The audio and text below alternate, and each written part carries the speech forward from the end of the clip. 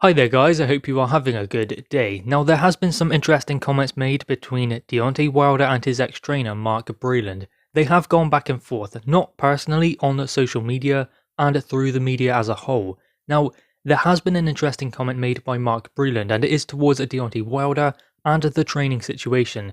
He said that he became untrainable in the build-up to the Tyson Fury fight, and in fact, when he started getting those knockouts, Deontay Wilder seemed to prioritise what he thought was the right thing to do in training and not listening to his coaches.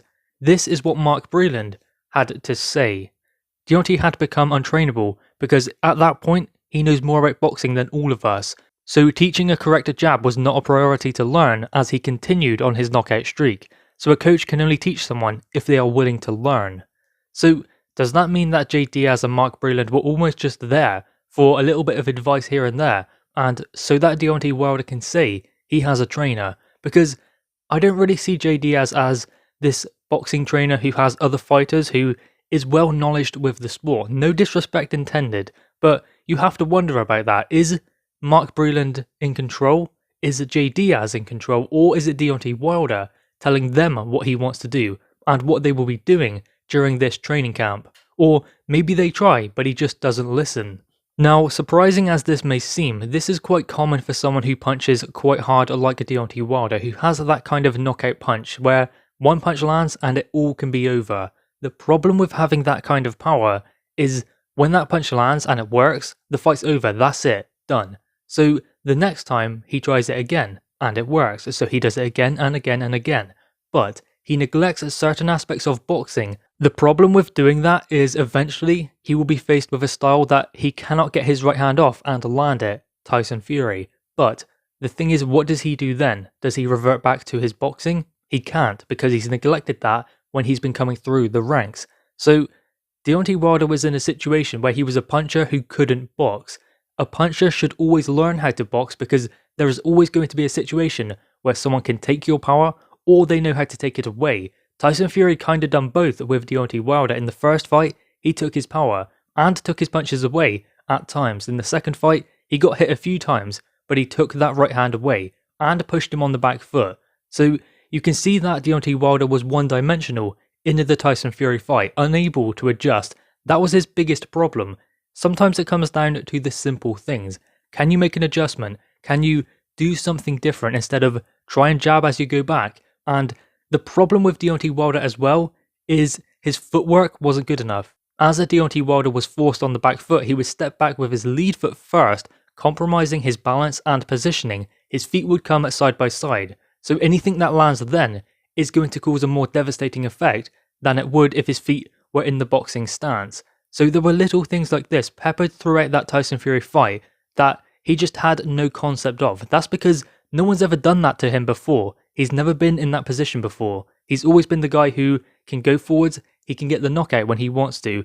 Yeah, in some cases he has been forced back, but he doesn't necessarily get the knockout on the back foot.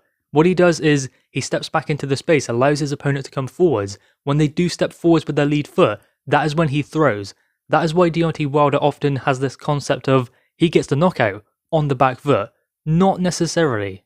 Boxing off the back foot is what Tyson Fury done in the first Deontay Wilder fight. Deontay Wilder has never really boxed off the back foot and put on a display like Tyson Fury. He has just stepped back into the space, allowed his opponent to walk into that space, then as soon as they do, compromising their positioning and their balance, he throws his punch. So I'm not saying he hasn't gotten good at getting that knockout punch and knowing how to set it up, because there is more to it than just having the power. You have to be able to set it up. Deontay Wilder can, but he can do little else. That is where you have to look at someone like Anthony Joshua. He got to a point where he met someone who could take his power, could take his punches, Andy Ruiz Jr. But although he lost that fight, he went back in the rematch and was able to outbox him. There was something for Anthony Joshua to go back to. He had that Olympic pedigree. He had learnt the things he needed to learn coming through the pro game. Can you imagine Anthony Joshua being considered as untrainable and he would not listen or learn from Rob McCracken? That wouldn't happen. So the situation with AJ was he always had something to revert to. He always had that boxing and the jab, the footwork, the movement, the positioning to be able to go to do that instead of just going for the knockout Whereas Deontay Wilder, when he was forced on the back foot and his right hand was taken away, what does he do then? He has no idea. This is also the problem with having yes men around you. I believe that Deontay Wilder did have people around him who would say, yeah, you're great Deontay, you're doing brilliant, you're the best fighter ever. So having that kind of mindset as well, that is not great for someone like Wilder. I do believe he's had too many yes men around him. No offense, but I think that J. Diaz is a yes man. I think he tells him what he wants to hear, not what he doesn't want to hear. It's always easy to say you're doing everything you can, you're doing the best you can. It's never easy to admit you're not doing enough. That is something that Deontay Wilder has needed to hear for the last couple of years, not necessarily because he doesn't have any good wins.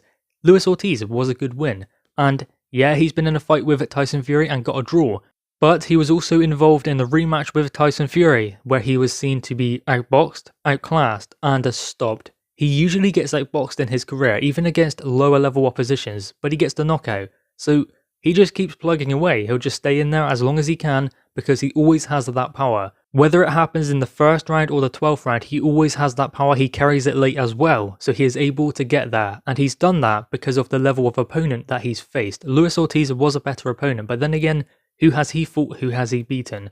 That is the big question mark with him. He's not necessarily this big boogeyman that he was made out to be when he was fighting Deontay Wilder. Having said that, I do believe that Luis Ortiz represented a step up from the other opponents that Deontay Wilder has faced, aside from Tyson Fury of course, but other than that, he was a big step up for Deontay Wilder. And again, he did get outboxed in the first and second fight. In the first one, he was nearly stopped, but he did find that big punch. In the second one also, found the big punch. But then he was in there with an elite level heavyweight, like Tyson Fury, and there was little to nothing he could do to thwart the success of Tyson Fury. That is the biggest problem. Too many yes men, too many people saying that he's the best fighter in the world, and when he lost, it was hard for him to take because he believes he's that guy. He's heard it so many times from those yes men around him that he cannot understand how he can lose a fight. So what does he do? He makes up these conspiracy theories or latches onto them from his fans. They're the same. They believe that Deontay Wilder is the best ever.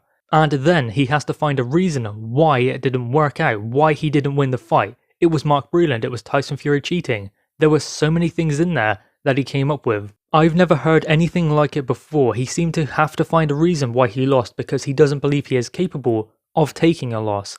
And Mark Breland is one who has taken the fall as a result of that. And the fact that we're hearing this now, that Deontay Wilder was untrainable and he would not learn, kind of makes sense. I think that a lot of us did cotton on to that before. When you see him fighting, you see him get outboxed, he lands the right hand, he wins, hooray.